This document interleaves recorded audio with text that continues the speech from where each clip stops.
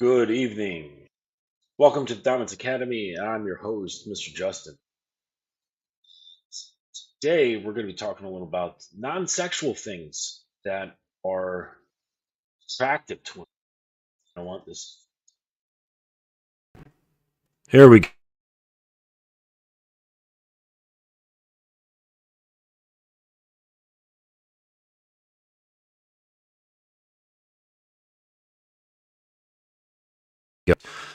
I'm going to be talking about some interactions that I had with individuals on Clubhouse, guy that I was trying to help, and the interesting turns that it took trying to help this guy. And it was really weird, but not surprising. It was strange, but not surprising. So I'll get into describing some of that and how that transpired. And then we'll go through some things that are non-sexual, because I had put out a feeler on YouTube about what topics people want to talk about. And this guy chimed in and said, what are some non-sexual things that women are attracted to in terms of a man? And it's funny because it's always sexual. But anyways, I'll explain that later. But yeah. So let's get into it. Welcome to the Dominance Academy, where we specialize in revitalizing manhood and leadership. Our approach focuses on developing men to lead with strength and passion, enriching their lives and their families. We provide practical solutions and expert guidance in the realms of sexual education and the mysteries behind polarity and structured power dynamics. Join us at thedominanceacademy.com and restore harmony to your home while rediscovering the joy of a fulfilling masculine presence. It's time to step into your role as a leader and as a man. And now, the host of the show, Mr. Justin.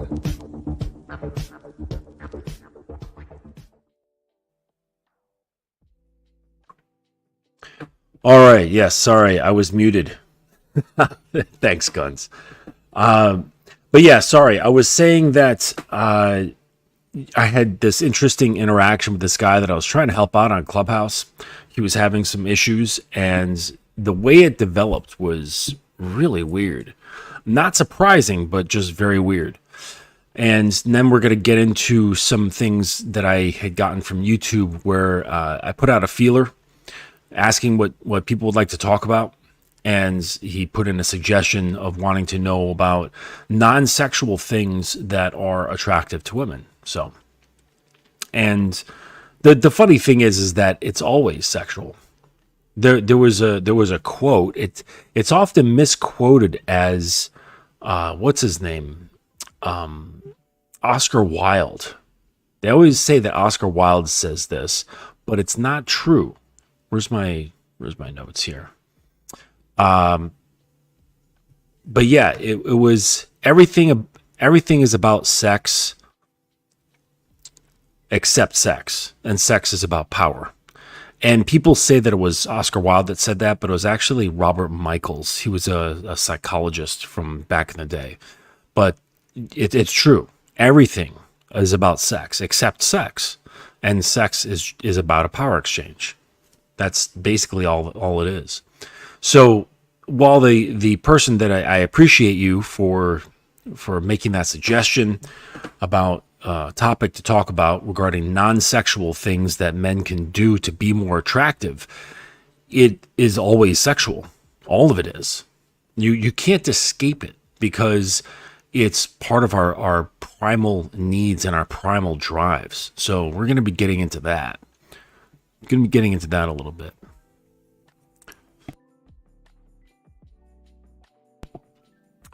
Yeah, and then we'll talk about this guy. So yeah, I'm on Clubhouse, and this guy, I know him. He's an acquaintance of mine, and he's a good dude. He's got good intentions, and as they say, the pathway to hell is paved in good intentions, and it's absolutely true. It really is. So, but he means well, is what I mean to say. He means well. He's a good dude. He's not an asshole. And perhaps being an asshole would be a little bit more beneficial to him, but he's not a total nice guy. But the problem is that he's the kind of nice guy that, how do I explain this? You nice guys, you break off into two categories. One, you're just like this little soft pussycat, and you're like this all the time. And then there's the nice guys who are nice soft pussycats until they don't get what they want, and then you guys turn into beasts. You guys turn into ravaging beasts, and those are the ones that can scare the shit out of women. Those are the really dangerous ones. And now I'm not saying this guy's dangerous, but he's of that second category. And so he was having some issues, and it was really difficult. I sensed that he had a difficult time talking about his problems. And I assured him that everything was private and that it would never leave our conversation. It would never have any sort of like screenshots. Like, I don't have the time to try to manipulate someone that way.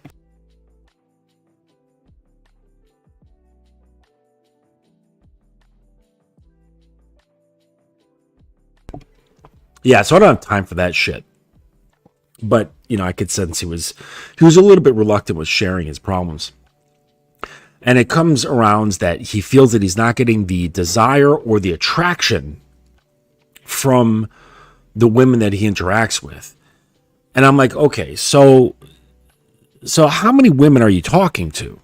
Right? Because you should be talking to 10 to 20 women a day. Like, if you don't have any action going on, meaning you're not having any kind of interactions via messaging, voice, or in person, you're not having anything, you need to get a lot of traction. Okay? But the interesting thing is, and it's like everything else in the world, where if you do something a lot, it'll start to gain traction, and then that traction helps those things happen easier. So, like with any skill, anything you're trying to do, like you want to learn to play guitar. If you practice once a week, you're never going to learn guitar. You have to practice every single day for a period of time. And then that gains traction. If you're, say, like, I don't know, we'll stay on music. Like, if you're a musician and you're trying to get gigs, okay, if you hit up venues once a week, then it's not going to happen for you. Like, the chances are going to be slim. But if you hit up 10 places a week, then that's going to create traction. And then you'll get a couple after a little while. And then that will lead to more interactions, because just you'll get more confident, and then that just leads to further things down the road. And it's just the same thing, the same principle. So the more interaction that you have with women, it's going to lead to more interaction with women, versus if you just try to talk to like one or two women a week. So I asked him, I said, how many women are you talking to a week? And he's like, I said a day. And he said about 1 to 2 a week. I'm like, come on, dude, like 1 to 2 a week? You're never going to get going. You're never going to get going with 1 to 2 women a week. It's 10 to 20 per day. Now, don't go thinking that that's a lot and that's going to take a lot of time. It's not. It's just putting out feelers, putting in offers, and letting it sit. And some of them will grab onto that. They'll find interest in your offer, and then you get a conversation going, and then you quickly meet up with them. Okay, you don't stay chit-chatting for too long. All right. Salute to you guys in the chat. I see you here, Uncle Guns, King Solar Power, The Instant Classic, ET. What's going on? So yeah, you got to put it out there. So he was like, yeah, it's not as much as it should be, or blah, blah, blah. You know, it's like all the like same pride defenses. Okay, guys, if you want to learn, get used to just putting your pride aside. I mean, that's with anything. I've taught many different things in my life, and I've learned many different things in my life. You have to put your pride aside. You will not succeed if you have pride. You won't. Not in the slightest. So you have to drop that bullshit. What's up, Dylan? You have to drop that bullshit if you want to grow, because it literally, that's the thing that prevents you from growing, because you think you're all right. You think you're okay. And so I asked him, I said, what exactly are you doing to further you towards your goals? Okay. And he's like, well, I work on myself. And I'm thinking, well, what the fuck does that mean? Because people say that, like, I'm working on myself. Really? What are you doing? What sort of things are you really challenging your psyche? Okay. Do you have the skill to really dig into your shadow like that? Really? That's working on yourself. Okay. Looking your demons straight in the face and then learning to give them a hug and integrating your shadow. That's working on yourself. So no, he wasn't doing that because, of course, he said he's working on his career. He goes to the gym regularly. I don't know what else bullshit that he said. It was surface level stuff. And he thinks that that's doing things right. And he said, I'm doing everything right. And I said, well, what are you doing wrong? He's like, I don't know. I don't think I'm doing anything wrong. And I said, do you think it's possible that there's things that you're doing and not doing that you're not aware of? And he's like, well, yeah, it'd be nice to have somebody to kind of bounce things off of. I said, dude, that's the whole point of having a coach, because we see things that you don't see. Like, not everybody can see themselves clearly. I can't see myself clearly. That's why I have mentors, because they can see from a different vantage point. That's what makes it advantageous. So I told him, I said, hey, just tell me what the rundown was. And he describes to me what had happened. And I said to him, well, if you're experiencing disrespect from a woman in any kind of way, it's a sign that she just doesn't like you. And then she ended up not responding to his messages. And what did he do? He came at her and said, hey, it's been a few days. I haven't heard from you. Do you still like me? Or no. Are you still interested? Seriously, dude? Like, do you really think James Bond would be calling up a woman and saying, are you still interested? Or messaging her, are you still interested? He probably doesn't ask her any questions at all, which you shouldn't. You have no reason to ask women questions, especially something like that. Like, are you still interested? So, but he was like, are you still interested in me? I'm like, oh my God, dude. And the funny thing is like, this is how it works. Like, you're not privy to your own mistakes. You think your mindset is perfectly fine because you're not sick or dead or injured or living under a bridge somewhere. So you're like, yeah, I think I got my head together. Yeah, for like the basics of life. But no, you don't have it together in the terms of communicating with other people effectively. You don't have it together, because when you have it together, that's when you can influence people. When you can change people's behavior and change their outlook, that's when you're having effective communication. This is part of leadership, is being able to influence. All right. Like, I was watching Kay Zag and a Miles show earlier today. I couldn't participate, but I was listening in, and some guy asked, well, what is mouthpiece? What is a mouthpiece? Right? We hear this over and over. And as much as I love slang terms, I like to understand things from a very objective and clear perspective, okay, minus the slang.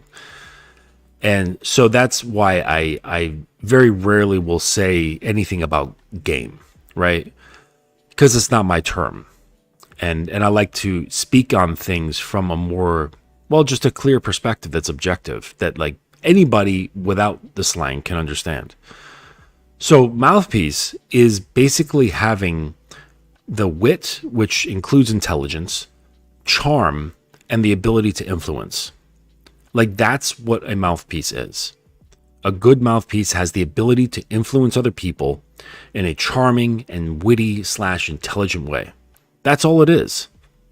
But it sounds simple, but it is a skill that needs to be developed. It's not something that you're just born with innately. That it doesn't exist that way. Okay, we learn this. This is learned behavior. And if you haven't been in environments that are survival based such that you need to develop this skill, then you're just never going to. Excuse me. So it's important to learn how to communicate effectively, because it's the first and the most constant piece of interacting tools that you have as a man. Okay? Because you're going to get old. You're not always going to have the body that you've got. Right? But you're going to have your voice forever. I mean, provided like nothing happens to your vocal cords or whatever, just under normal circumstances, you're going to have your voice. And it's the first thing that you can use that's active, right? Not passive, but active, to interact with other people. All right. Passive meaning non-verbal or non-physical, right? So basically your appearance. Okay. Something, you know, your Instagram profile or your dating profile, or maybe somebody sees you across the street or whatever. That's having a passive influence. But to have active influence, your voice is really what's necessary. And you're going to continue using it from the moment you say hello all the way through to if you just want to fuck, or if you just want to introduce yourself to a woman, or if you want to take it further and get into a relationship or marriage. Your communication is the foundation of how you interact. Well, the real foundation is your mind, but the foundation of the space between you is your communication. So it's really, really important that you gain a strong understanding and a strong skill in wielding words. And if you've got the wrong mind, you're never going to be able to do this. And I was trying with this guy to show him that his mind was off. But the thing is, and I learned something very valuable, and it's something that I've always known, and it's something I've experienced, but I had to experience it again. Because you know what? I can be dumb sometimes too. And it's that old adage of you can bring a horse to water, but you can't make it drink. And I know this. I've experienced it in the past where I'm like, dude, I can help you. I'm not like this dude. I wasn't even going to charge him because I was just so sick of hearing him complain and complain and complain. And I'm like, okay, dude, fuck the money. I will coach you for free just to stop you from complaining so much. Just daily complaints. I just want it to stop. So I will help you to help me. Basically. All right. So I wasn't even going to charge him. I wasn't even going to charge the guy. And I showed him a little bit of his own mind. And it was so scary to him that he ran away. And this is now the third time that this has happened to me. And now, granted, he wasn't a client, but I've only had 2 instances where guys have left my coaching mentorship. And one was not in his power at the time. He was married to, well, he still is married to a dragon lady. And she said, I don't like Mr. Justin. I don't like what you're doing. I don't agree with his views.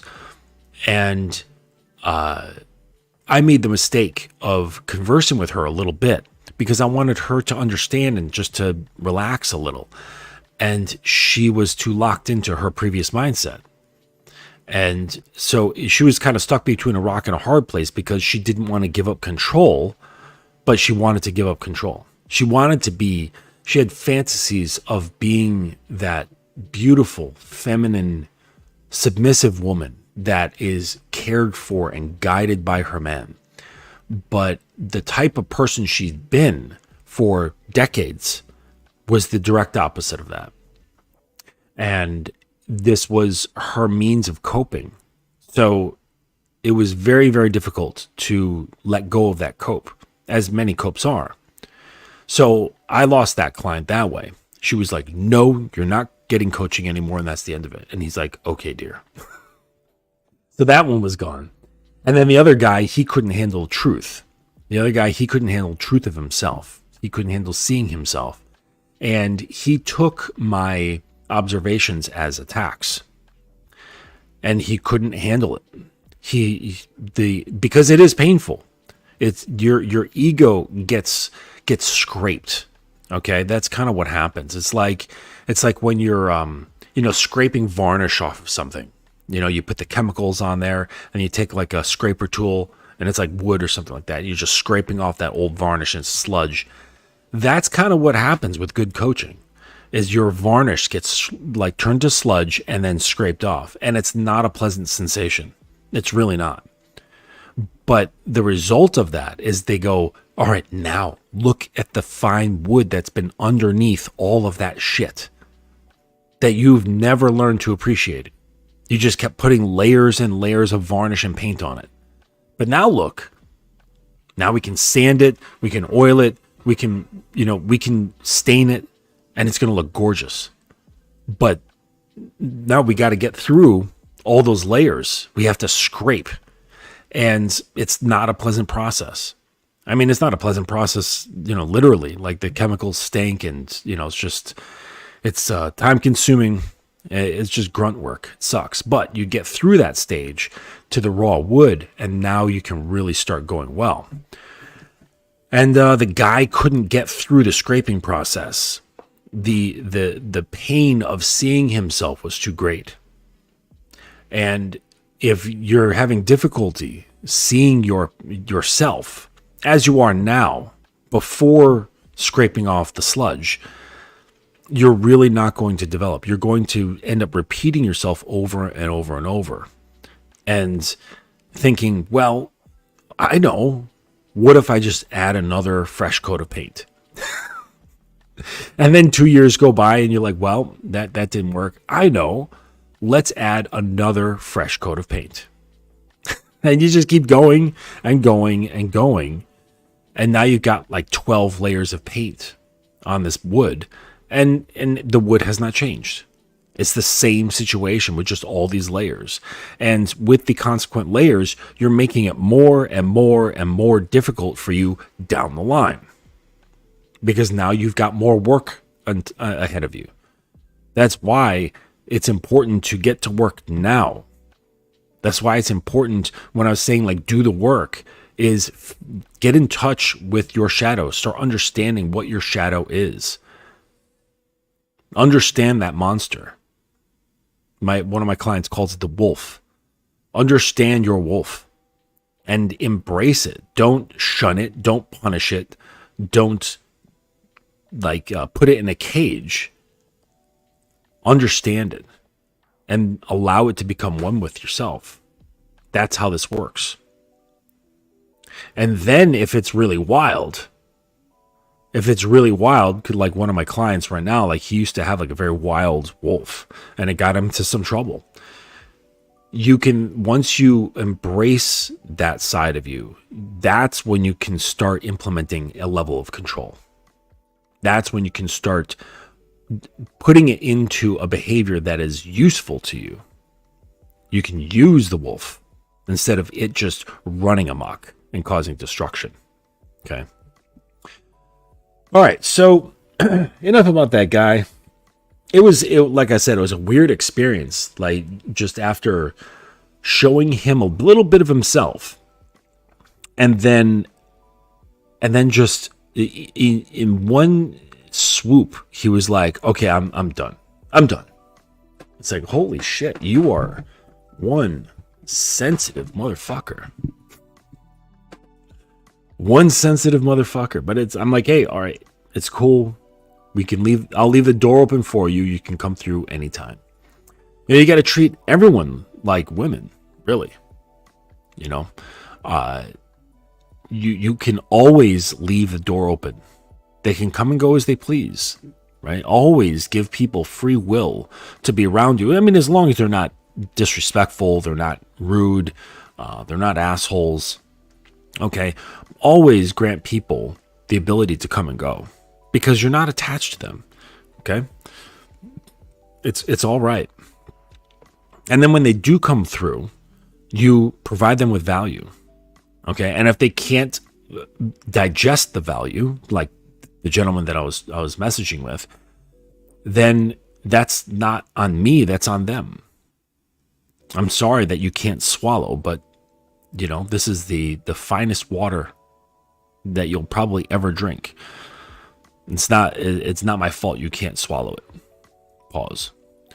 So let's take a look at these things, and again, shout out to the individual who prompted this question on YouTube about non-sexual things.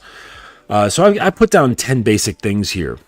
All right. And the first non-sexual thing that is attractive to women, not that you should really give a shit what's attractive to women or not, because when you're in that mindset, basically you're just putting women first and you're trying to find out what's attractive to them and then making that your compass for the direction in which you walk.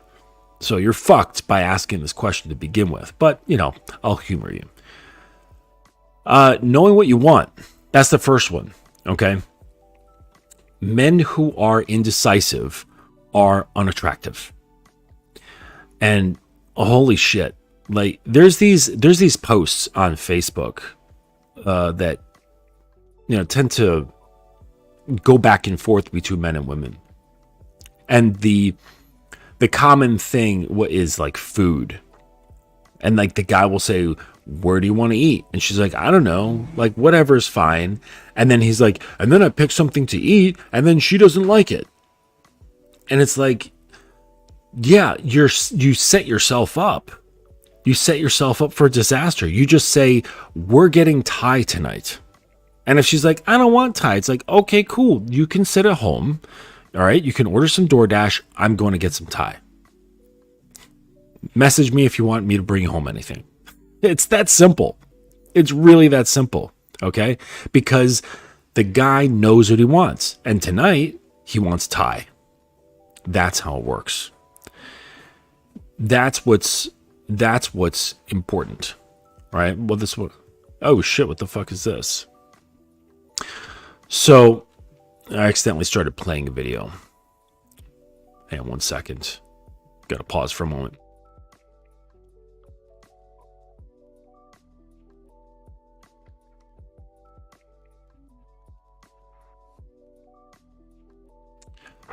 So, all right. So yes, knowing what you want. I'd say indecisiveness. Indecisiveness has to be an unattractive trait, I think, for just about anybody in any situation. I can't think of one situation where being indecisive would be attractive.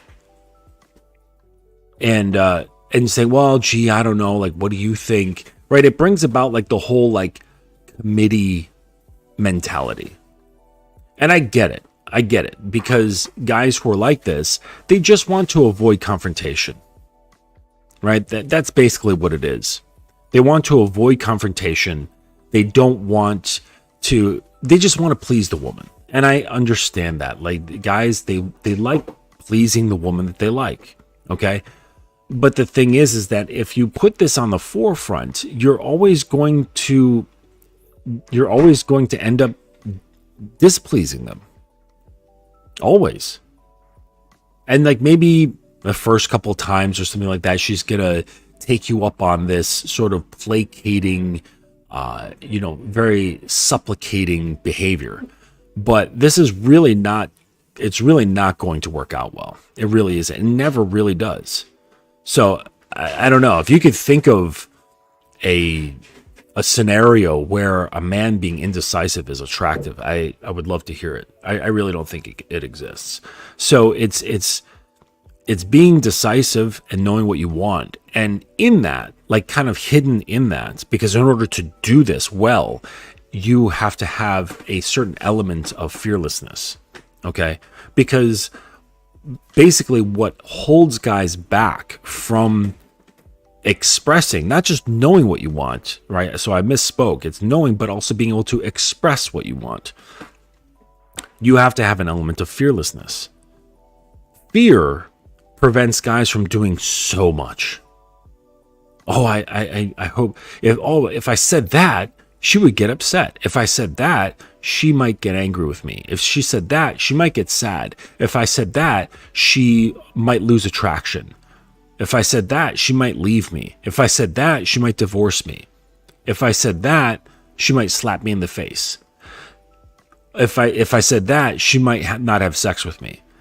All of these things run through your heads, and it's all fear-based. So you can't really know what you want until you stop considering those things that you're possibly afraid of. Okay? And so this comes to number 2, which is being assertive. So you can't be assertive without knowing what you want. Okay, that's like being like the Tasmanian devil, just kind of like spinning and going after like whatever the fuck comes along your way. Like assertiveness without decisiveness is wild, right? It has no aim. So along with knowing what you want is being assertive and going after what you want, being able to express what you want. Okay. This is incredibly attractive to women because the thing is, remember I said like everything's about sex. Whether you guys are going to have sex or not, this shows her in other ways that he might possibly be good in bed because he's not going to be, pussyfooting around with the line and being like, oh, is it okay if I touch you here? Can I kiss you? Can I squeeze your breast? Like, can I spank you? Like, this is, the man who is assertive in life and is decisive and goes after what he wants. And she can see this and experience this like in her own real time. Is she starts thinking, like this gets translated to her emotionally, right? Not from like a reason perspective. She's probably not consciously thinking this like, oh, he's decisive and assertive, therefore he might be a good fuck. That's not what she's saying. It goes into like an emotional talk that she has with herself. Okay, her emotions start talking to her, and it gets translated into her feelings that you might be a good fuck just by you being assertive and knowing what you want and being able to express it. Okay.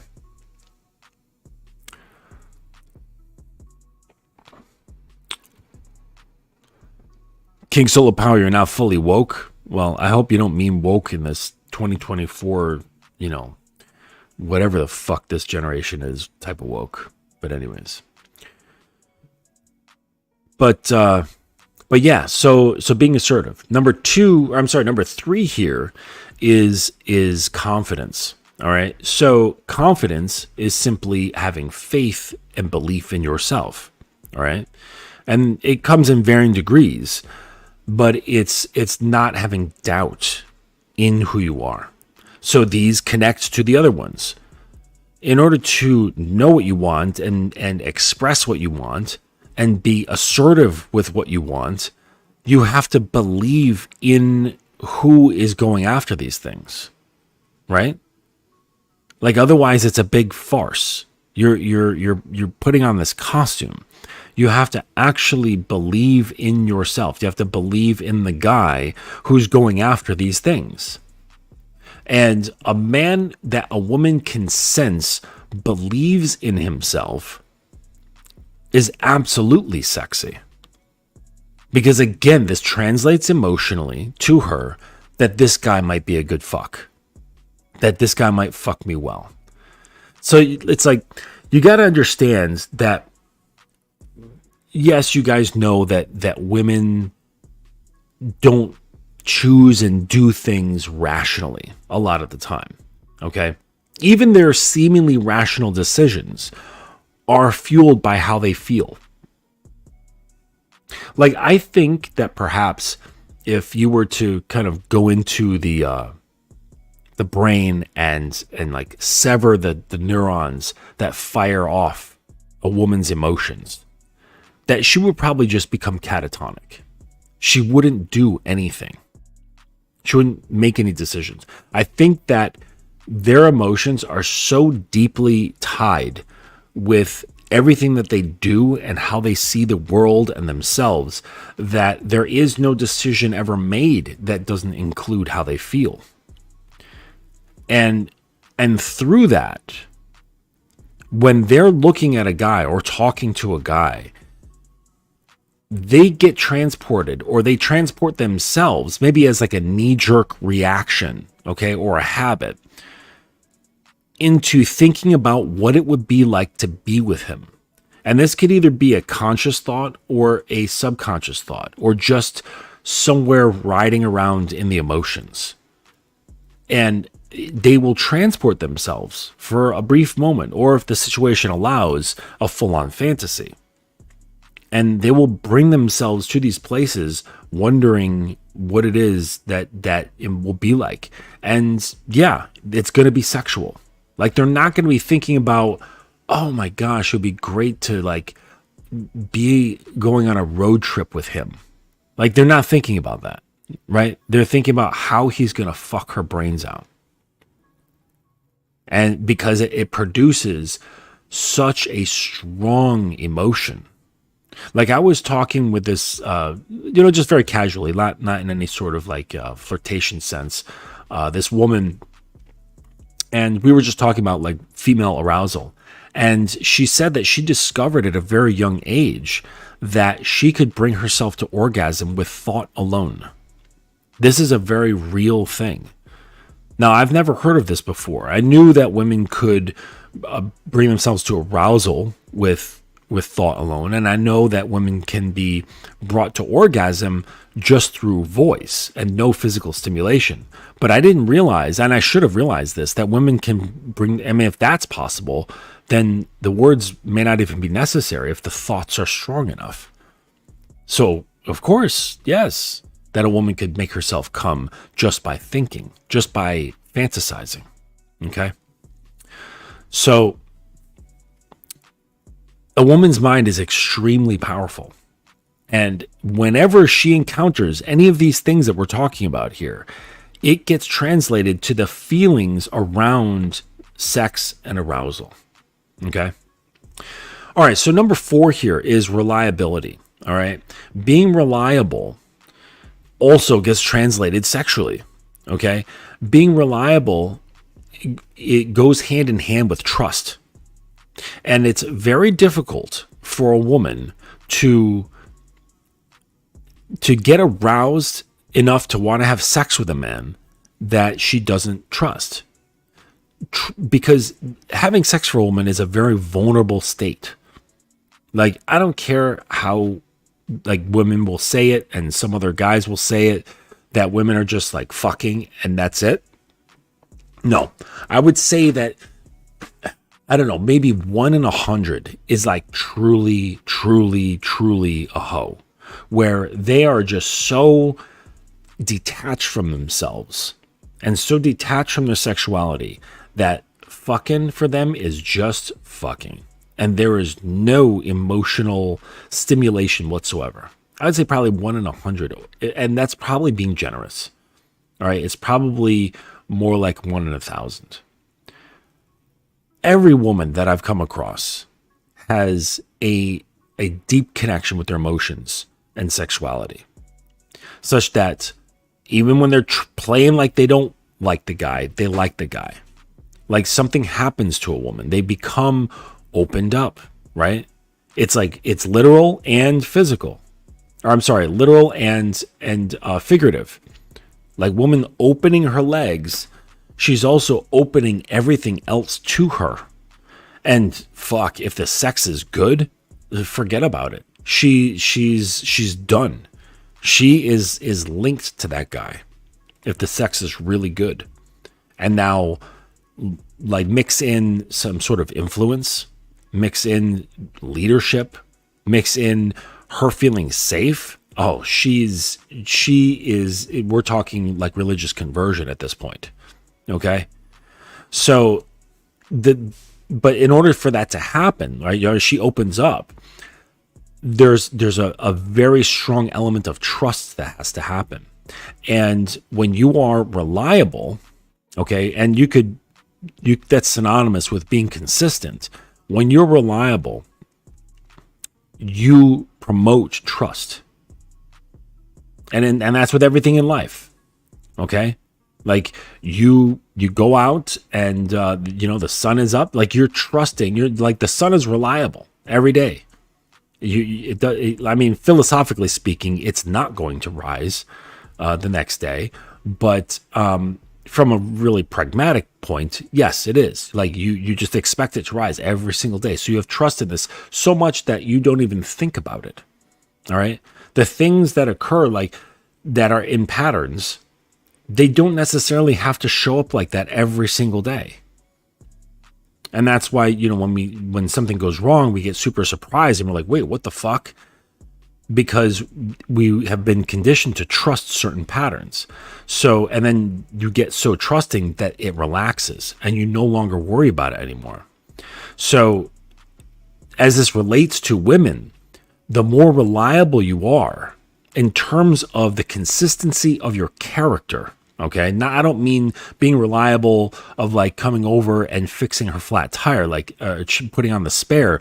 I'm not saying that. That's not what I mean by being reliable. Although I'm sure there's tons of women who would love to have a handy guy to help her out with bullshit. Okay. I'm talking about the reliability of your character, the consistency of your character. Okay. Which goes back to the first one of knowing what you want and not being a wishy-washy, indecisive guy. Okay. Wishy-washy, indecisive guys have no character. They're able to morph their characters. And this is very unsettling to women. Okay? Morphing your character is really unsettling because it can say to her, this man can just change just so he can get what he wants. He'll do whatever it takes to get whatever he wants.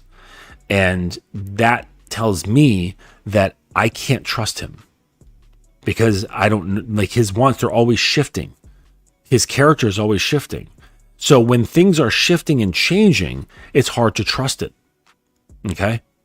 Like you can trust standing on a boulder, but being out in the middle of the ocean, it's hard to trust it because the ocean is constantly moving. The weather's constantly changing out there. So it's not as reliable. Like you can rely on the ocean to be full of variables, right? But that's about it. So being reliable is extremely sexy to women because it links more to the safety aspect. Okay. So like, let's look at like bad boys. Okay. Bad boys, yes, they have the excitements, they have the variety, they have the roller coaster up and down, but it's not mixed with anything reliable. It's completely unpredictable. So while it's exciting and gets her aroused and gets her brain like really engaged in his whereabouts and what he's doing and her interactions with him, because there's no reliability and consistency, it also produces too much fear and anxiety. So that's why relationships with bad boys, like real bad boys, they don't go over so well with women because he's not there to produce any sort of safety. Okay. He can keep her addicted for a short while, or maybe even a long while, if she's got the endurance for it. But eventually women will fall off because no one has infinite endurance, infinite emotional endurance. Okay. Women like to feel safe. They like to feel emotionally safe. And this is what being reliable and consistent does for them in terms of being reliable and consistent with your character. Okay. The fifth one is influence. All right. Influence is the ability to shift one's perspective. Okay. Like this, I've mentioned frame control. Okay. Frame is just basically having a viewpoint of the world, right? Or a viewpoint on a certain subject. So if you have the ability to alter one's perceptions, this is frame control, or this is influence. All right. So if you ever met a very convincing person, they have the ability to influence. They make like a very good salesman. They have frame control. They have the ability to influence. And influence isn't just about perspective. So it's not just frame control, but it's involved with it. Okay. It's part of it. So the other part is emotions. And someone who is influential, they can start interacting with somebody who, say, is in one particular state and they're not feeling well. So let's say something bad happened and they're feeling very upset. Someone who is influential will be able to come in, recognize the state that they're in, and then move them out of that into a different state. That's having influence. Okay? Having influence comes down to also decision making and making them feel good about making certain decisions. This is having influence. Okay? So it's guiding behaviors. And when you're doing this, this is extremely sexy. This is extremely attractive to women because this is something she ultimately can feel. Like, this taps directly into her emotions. When you are able to take her perceptions and emotions, because they're often tied together with women. Remember, I said everything is tied with her emotions. So if you're able to change her perceptions or change how she's feeling about something or change her emotional state, you're tapping directly into the main thing, the main chord that is running through her. And she's like, whoa, this guy can move me. He can kind of like grab a hold of me and make me move around.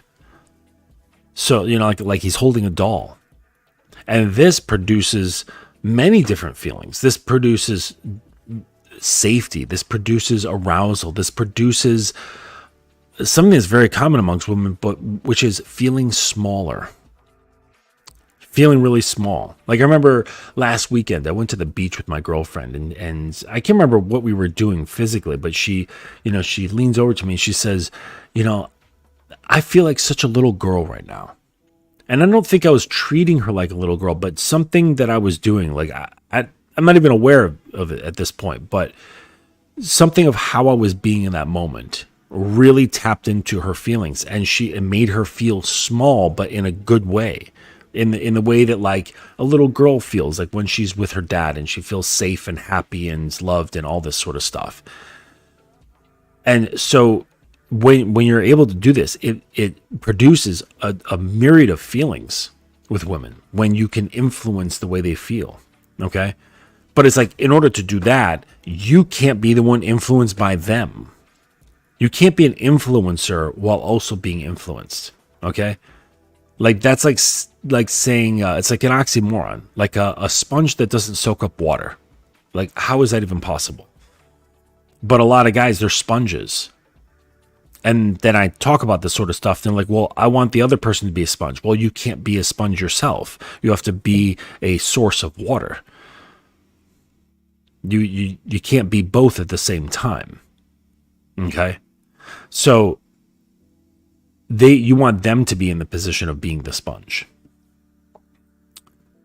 So it's really important. It's really important to gain a grasp of influence, because the feelings, the arousal, the sexual feelings that come about from the various forms of influence are extremely, extremely sexual. Like, all of this stuff translates into sexuality. Okay. Number 6 is being witty. Okay. Remember, I was talking about having a good mouthpiece, and part of that is being witty. All right. Wit is the ability to navigate conversations, and it's like being very good at tennis.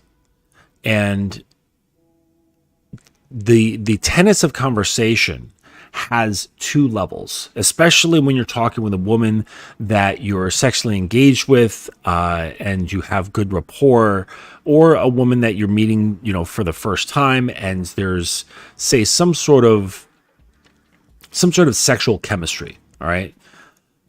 There's going to be 2 conversations happening at all times. And there's one conversation, which is the words that are coming out of your mouth and that you can audibly hear. There's another conversation that's happening underneath that that the both of you are aware of and are engaging with just indirectly. And your wit is what allows you to engage with both in a skillful manner. Now, I know like some of you guys might be like, oh man, that sounds like fucking complicated. Like, why can't I just talk to the girl? Well, you can, but understand this. Subcommunication is happening all the time. Whether you want to engage with it or understand it or recognize it, it still is all the time. Okay? Because we as humans, we communicate on tons of different levels with each other. Like even just, not even like in the sexual sense or, you know, with a woman that you're interested in.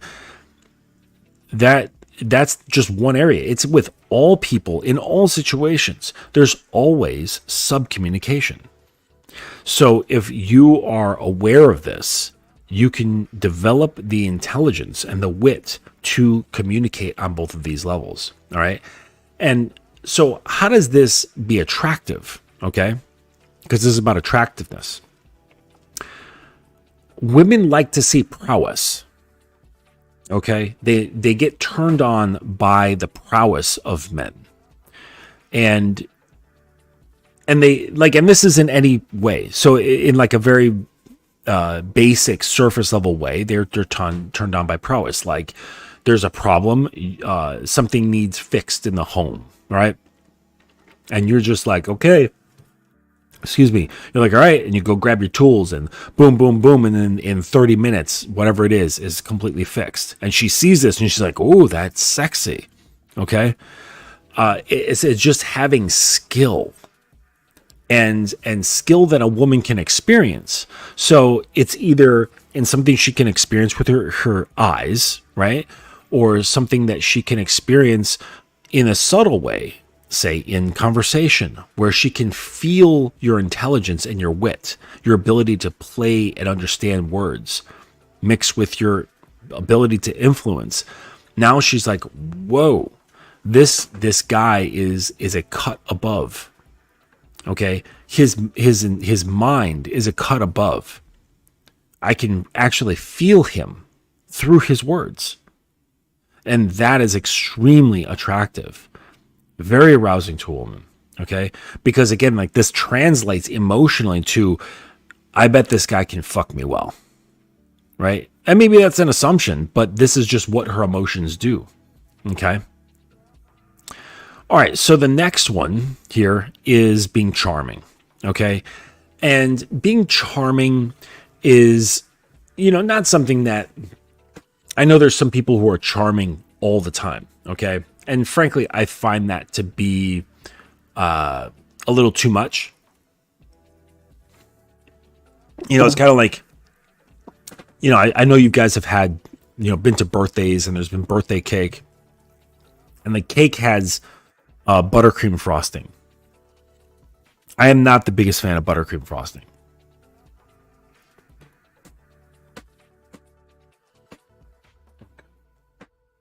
Sorry. I'm not the biggest fan of buttercream frosting. And some cakes, they layer that shit on really thick. And it's so much. It's just too much. And I just have to scrape it off. Being charming all the time is like that. It's like having just that thick layer of sweet buttercream frosting. It's just too much. But being able to flip and modify into being charming, this is the skill. Okay? Just having the ability to move into that, okay? So I just wanted to see like what, well, they're saying like being pleasant. Okay. I'm looking up descriptions.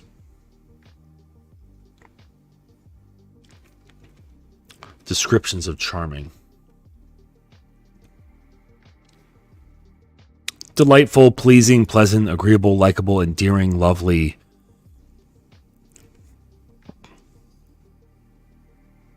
But yeah, it's having this lightness about you. Okay? I think that's probably the most endearing quality of charmingness is a lightness. Okay. Someone who's very serious and heavy all the time, they're like, I mean, and that's an attractive quality too, but they're not charming. They're the direct opposite of charming. Like what popped into my head was Kratos, like from God of War. Like he's not a charming guy, okay? But you look at, say, Captain Jack Sparrow. Captain Jack Sparrow is very charming, but like almost too much, right? Almost too much so. But he was extremely charming, very, very light, almost like he didn't take anything seriously. So to be charming and to be light is to not take certain aspects of life so seriously. This too is very attractive, okay? Because there's just something about being too serious. Like you're a fucking tight ass. And the thing with women, which is also arousing, is fun. Okay? Cyndi Lauper, girls just want to have fun, right? They want to have fun. They want to enjoy themselves. And again, from an emotional perspective, they like to feel joy. They like to feel lightness. And so that's why they don't, like a lot of women, I mean, maybe unless they've got, sorry about the noise if you could hear the motorcycles. Unless they've got like a lot of masculinity to them, they're not going to be comfortable engaging in very serious conversation. Okay. So understand that if you're one of those guys who goes out on dates and gets into serious conversations with women, understand that you are killing arousal by being so heavy. It's much better to be light and fun and playful, like Captain Jack Sparrow. All right. But I would say not all the time, like be able to just kind of morph into that and be light. Okay. Because when you're able to do this, this is another form of influence. You're shifting the frame.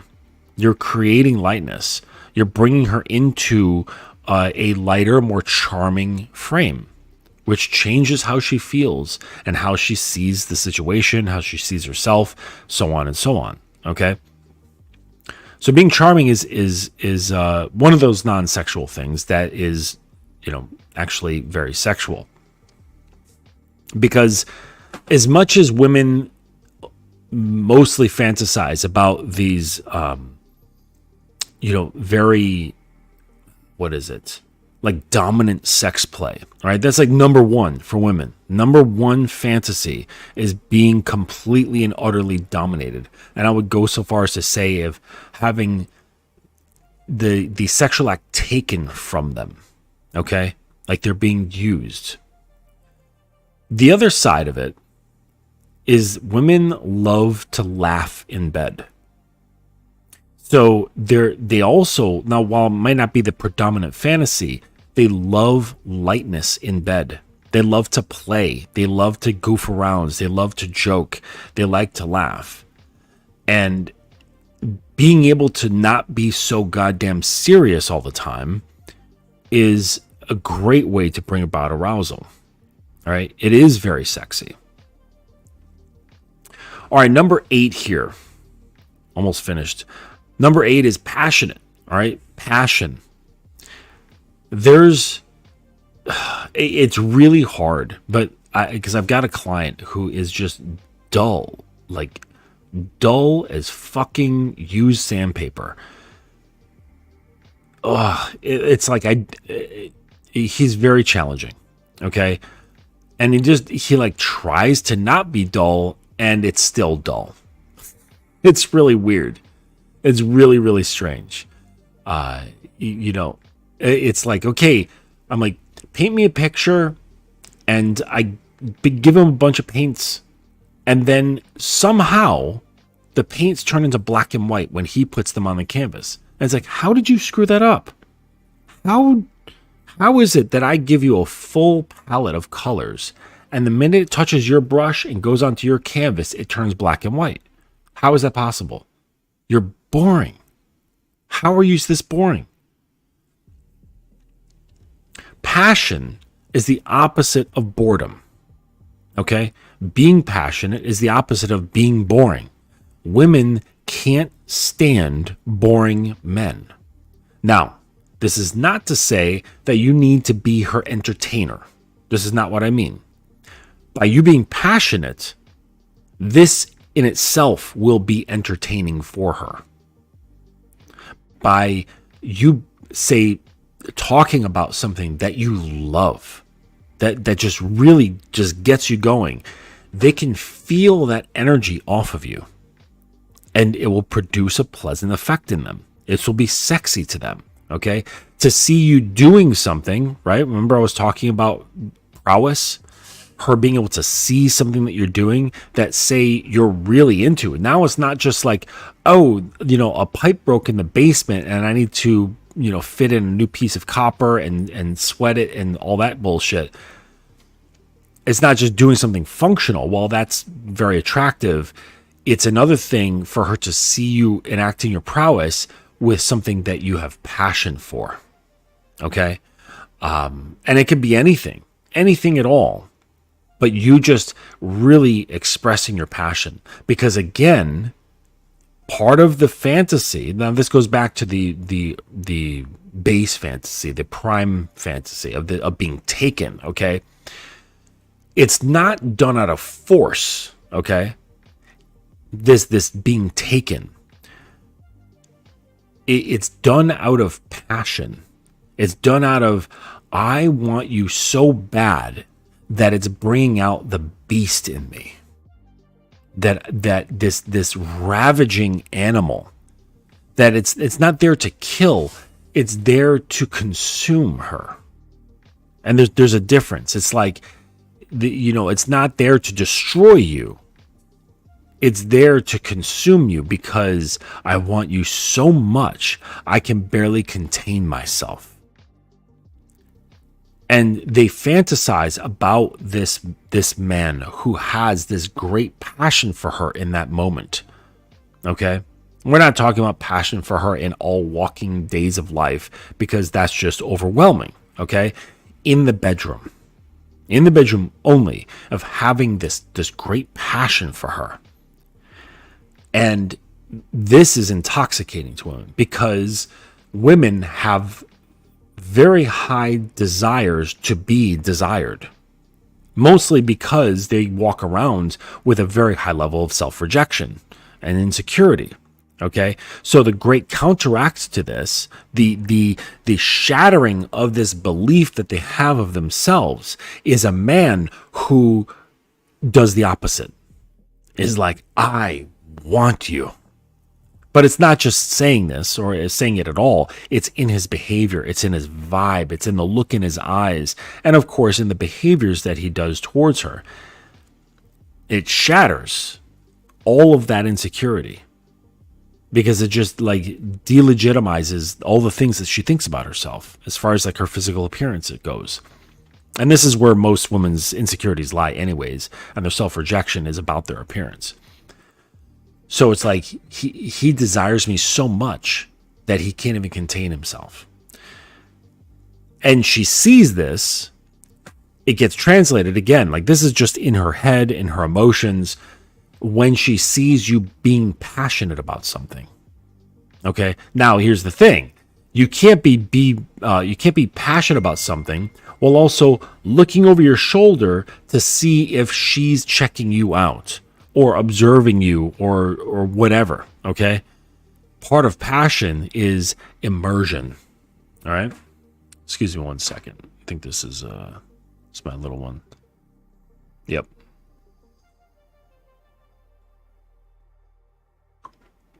Yeah. Okay. So understand that. Like, you actually, like, really can't pay too much attention to them in that way. Only pay attention to a woman when she has earned paying attention to, okay? And this is actually when you're going to be spending a lot of observation of her behaviors, okay? You're going to be watching to make sure that she's on point, that she's staying with the program, and if you have to do any sort of corrective measures. until she's on your program, you don't really have to worry about the behaviors at all. Just as like the basics, right? Just the basics of respect and attraction. That's all you got to worry about. But she gets past that, now you're really paying attention. Like getting granular with her behavior is actually a sign that you give a shit. Right? If I didn't care, and this is something I had to break down to my woman early on, is that like, if I didn't care, I wouldn't be paying attention to you at all. I would just say, come on over, suck my dick, and then go home. Okay, but she earned the position such that now I'm watching her. And this is a great privilege. It's sometimes a pain in the ass for her, okay?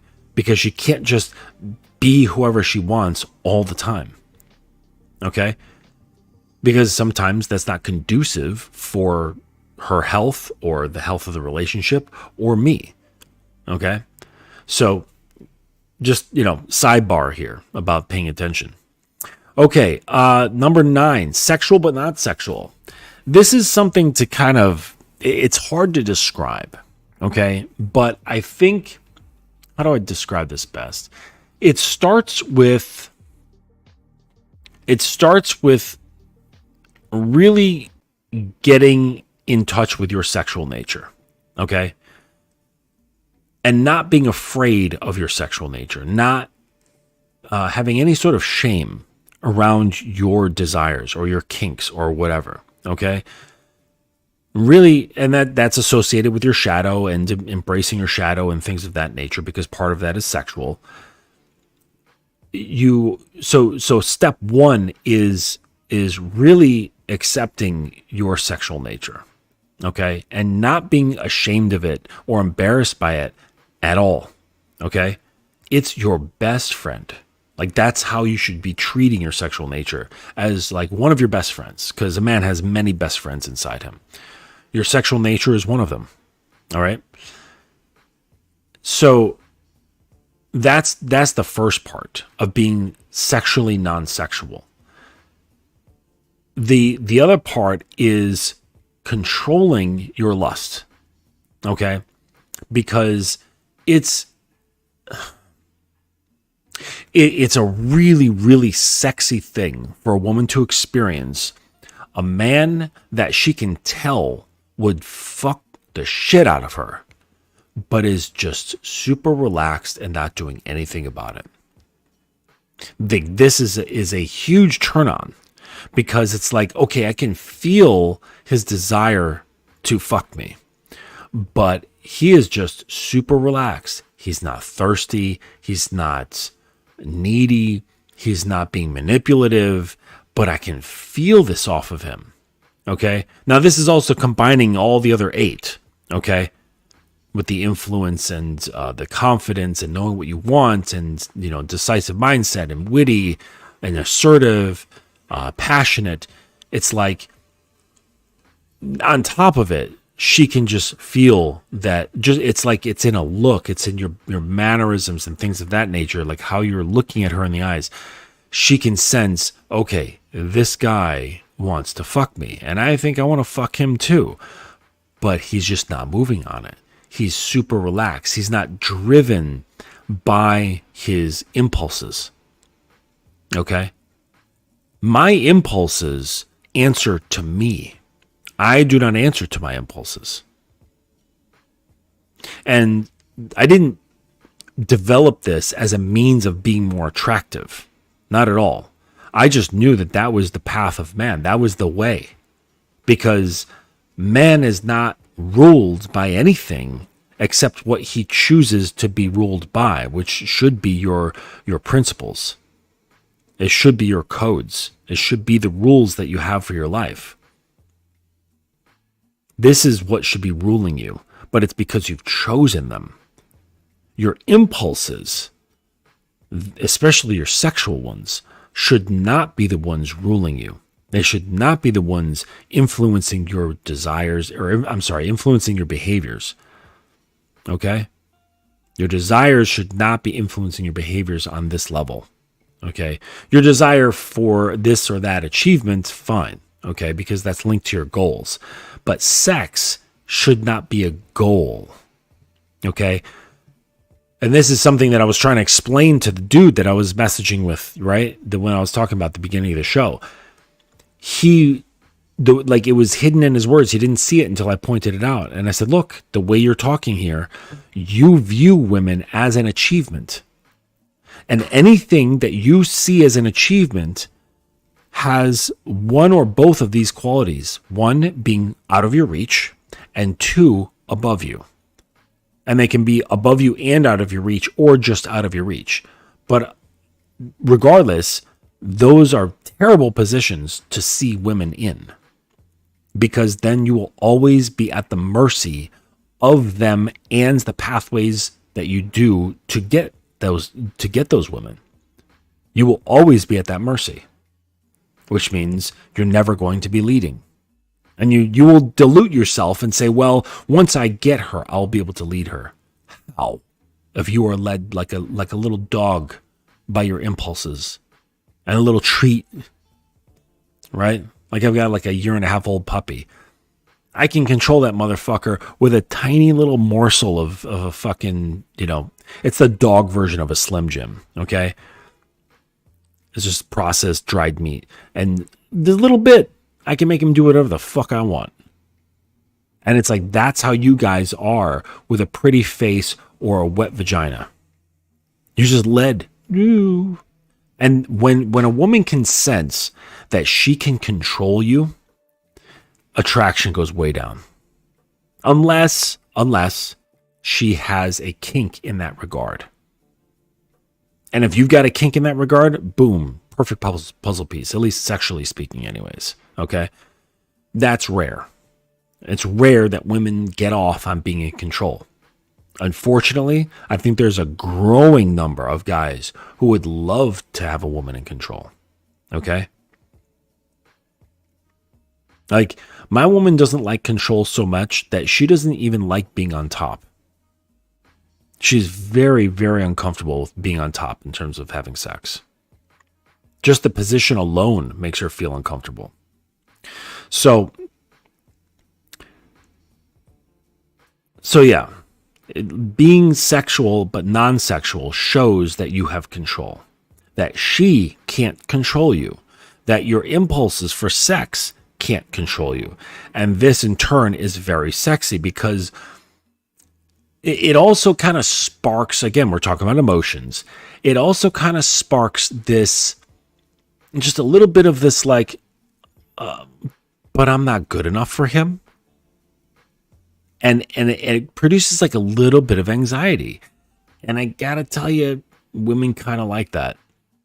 It's a sick thing that maybe only some very honest women would agree with and admit to, but they do. They like having that little bit of like, oh, I want to prove to this man that I'm worthy of being fucked, or that I want to prove to this man, or I want to make it so that he wants to fuck me. And it becomes this challenge, okay? Because it's a challenge to her ego.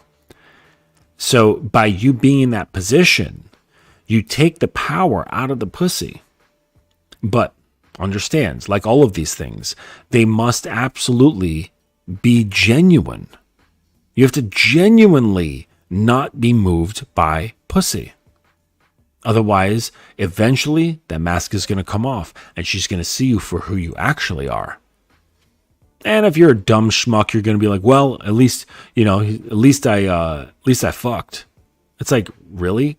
Well, that's a short-sighted type of goal. What's next? Tying your shoes? Good job. Right? This is short-sightedness. Being pleasure-driven is short-sighted as well. So in another like weird sense, it shows that you don't have vision. Because you're drawn by the bumper of every car that drives by. Like, I'm going to get that one. I'm going to get that one. I'm going to get that one. You know, like a little dog. They see a squirrel and it runs by, a squirrel. Like that movie Up. That was a funny movie. If you've never seen Up and you're into like animated like kids movies, watch that one. It was really good. Really good. but they had like these dogs with these special collars, and it allowed the dogs to speak. It was really funny. And there was like a squirrel would run by and they were all like, squirrel. Anyways. And so the last one here, number 10, is wielding. Okay. And this kind of goes into being influential. It's actually all of it put together. Okay. All of these things put together is this final culmination of these traits. And this is being able to wield. Okay. Being able to wield her. And this is ultimately what is a turn on to her. Okay. Which it's all wrapped in there. Okay. It's all wrapped in there. The desire, knowing what you want, assertiveness, trust, reliability, influence, wit, charm, passion, sexual control. All of this sort of stuff put together says to her, he can just, quote unquote, okay, symbolically pick me up and move me where he wants to. That's what he's showing me. Now, whether you have that ability or not, that's what's coming off you when you behave in these ways. That he can pick me up and do as he pleases and make me feel in all these sort of different ways that is incredibly arousing. Because I'll tell you, the ultimate spot for a woman is a loss of self. Now, I know perhaps some people listening to this will say, my God, that's so incredibly sexist. It's actually not. It's actually in support of the core of the greatest state of women, which is freedom. Now, you guys who are, poisoned with all this fucking red pill bullshit, like vitriol towards the behavior of women and say, well, they've got all kinds of freedom and it's ruining society and all that bullshit. That's not what I'm talking about.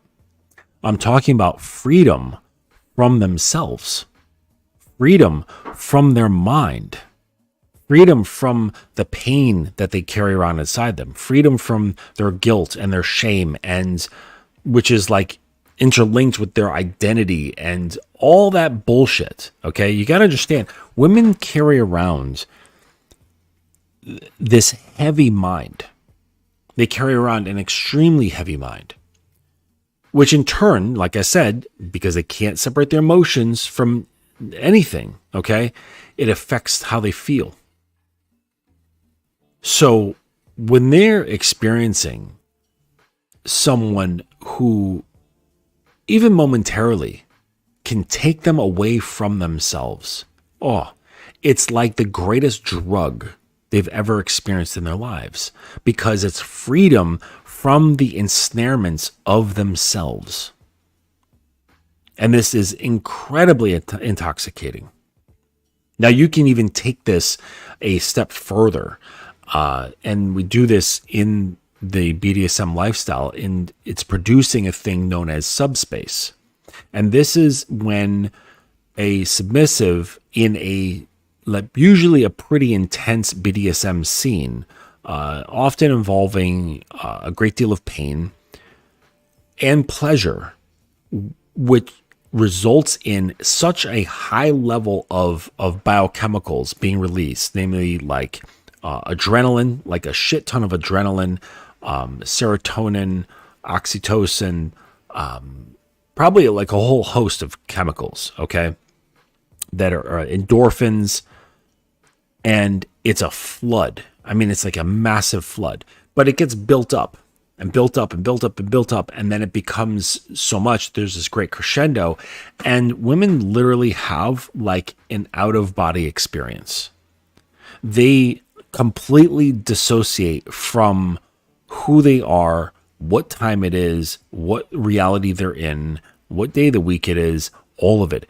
It just gone. They are in some other place. And this freedom, this release, okay, at least is what I've been described to by women who have been brought to subspace, that it's like It's like being in like blissful space, floating.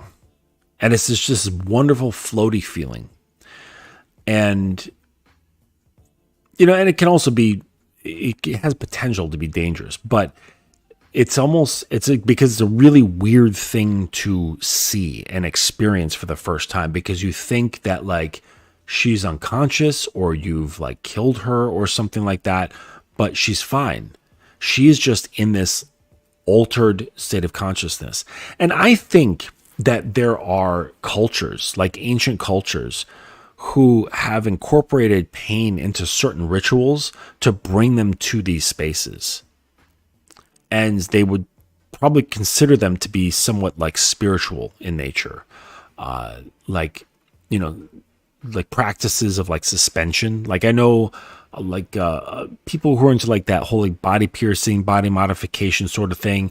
I went to this one show and there's people who are into they're into what's it called? Like suspension. And they take these giant meat hooks and like pierce their back and like the backs of their legs, and then they get hoisted up into the air. And the high levels of pain and like all the biochemicals that are released literally transports them to another state of consciousness. And this is kind of what happens to women. And I'm saying this can go very, very deep. So all the things that I'm sort of talking about are like these, you know, it's I wouldn't even go so far as to say that it's light, because that's too light, okay? Because these things are very heavy, where she can lose herself into you, okay? I'm just saying it can take a step further if you can will it there and you know how, okay? And there's like certain techniques and understandings of like how to bring a woman to subspace, but there's a lot of things involved, so don't go trying this if you don't know how. But my point is that when a woman can escape the prison of her mind and the prison of her emotions, it's bliss, because on a daily basis, she can't turn it off. She cannot turn off her mind. Like, this is why, like a woman who like doesn't have a man, doesn't have influence, doesn't have like any of these things that we're talking about to experience for herself, she's going to have vices.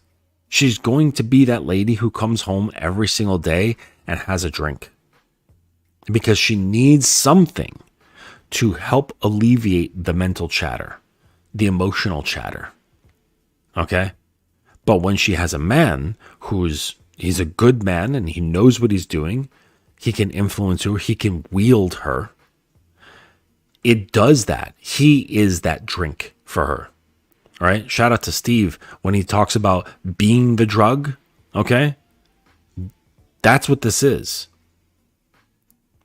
You become the drug that brings about the relaxation and the peace and so on.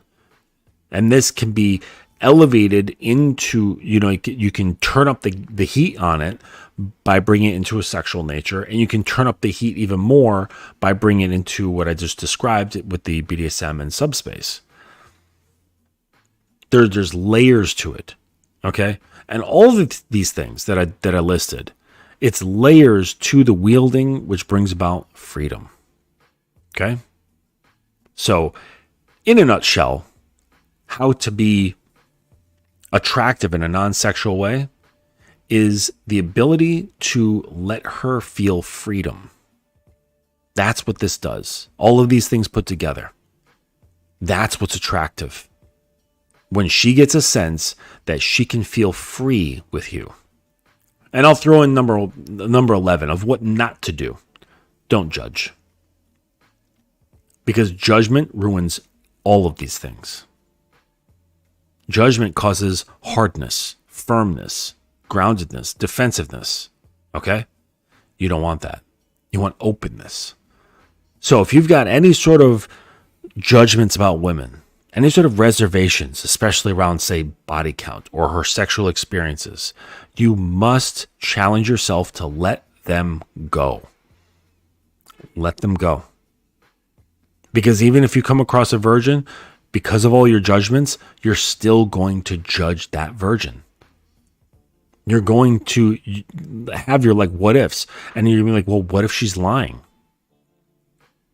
Now, it's the judgments that's ruining all of it. So probably the first step to all of these things is just letting go of your judgments. Okay.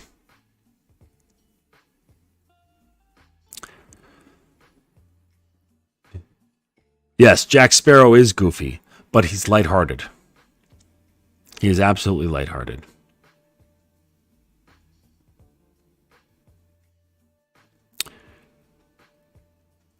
No, it's not a feminine trait because we can't really change our personalities. I would say changes in personality is a psychotic trait. What I'm talking about is being light on your feet. Okay, this is not your personality; it's how you communicate. Okay, but yeah, Jack Sparrow is kind of goofy, but he's an over exaggerated version of what I'm talking about, which is to be light on your feet. Okay, having a light heart, having a light attitude. Like there's a time and a place for seriousness, and if you're serious all the time, it just it's a bore. It really is. It's like I've been around people who are like that, and it's like, man, I don't want to hang out with you. You're not fun. Like you don't know how to enjoy life. Everything is really fucking serious, and it's like, dude, no woman's gonna get wet over that. Like I don't care like how fucking alpha you think you are. If you can't put a smile on people's face, you're a fucking bore. Right? You're boring. And people just don't want to spend time with like really serious people all the time. All right? You got to learn to lighten up and not take yourself so seriously. All right? I mean, yourself is an illusion anyways, so I don't know what you're talking about with personality because that's a farce anyways. You know about that? Like the persona, like in Latin, like where that comes from? Persona was actually the name of these masks. So like back in the day, like before, microphones and such, they had amphitheaters where people would give plays and so on. And the stage was down below, and then all the seating was around it going higher and higher and higher. And so if you're up above, it was very difficult to see the characters, to see their faces and to hear the dialogue. So the actors actually had these really big masks that they would hold, right? And in front of the mask was this megaphone that would project their voices. So the people who are like up in the stands, because binoculars didn't exist back then in, say, I don't know, ancient Greece, I don't know what the fuck. They could see the faces because they were exaggerated, oversized faces, and the megaphones projected their voice. The name of this mask was persona in Latin. And this is where we get the word personality. So what you think is your personality is actually an illusion. It's something that you think is real, but it's just an adoption of a conglomeration of bullshit. And you say, oh, this is me. No, it's not. Actually, there's nothing fixed about your mind. The mind is completely plastic. You can modify your mind. You can modify your sense of self. You can modify your behavior. You can modify your identity. There's really, like, it's anything that you consider your personality, it's just been formed over time. And so if it can be formed over time through your experiences, your upbringing, and all this stuff, various influences, then it can absolutely be changed through willful choices. Okay? It's just this thing. It's not this permanent fixture in like who I am. It's my personality. No, it's something that had been formed over a period of time. And then just it took adherence to your identity, and now you say, okay, this is me. Okay? But just understand, it's something that's been it's been formed. Okay? It wasn't like inherent in your being when you were born. Okay? So cool, man. I appreciate that. So I'm going to wrap this up. If anybody doesn't have any questions or whatever, I'm feeling kind of tired this evening. Oh, and that's why, because I spent the last couple of days wrapping up the book. So I do have the book. It's been finished. It's called How to Be a Fantastic Lover. And I will put it here in the chat. So you guys can hit that link now. And you can hit this link now. Pull up a tab on your browser and check this out. We're on StreamYard right now, Daniel. We're on StreamYard. We're just not. I'm just not doing the the open floor. But yeah, if you guys want to check out the book, it's what, over 20 chapters in the book, and it covers a lot of material. So if you want to be a master at eating pussy, you can get this book. They go through some pretty good techniques in there, about domination. There's techniques in there about your mindset, techniques about dirty and clean talk. Okay, because you got to learn how to clean talk as well as dirty talk. That's in there. Let's see. I didn't put anything in there about hypnosis, because that just takes too much information for a book like this. But there's a lot of good shit, in there, and it's reasonably priced. And I also reduced the price of the other book that's on there. So just check out the link, go through it. If you have any questions, just hit me up. You can find me on Instagram at thedominance.academy, or you can email me at justin@thedominanceacademy.com. Cool.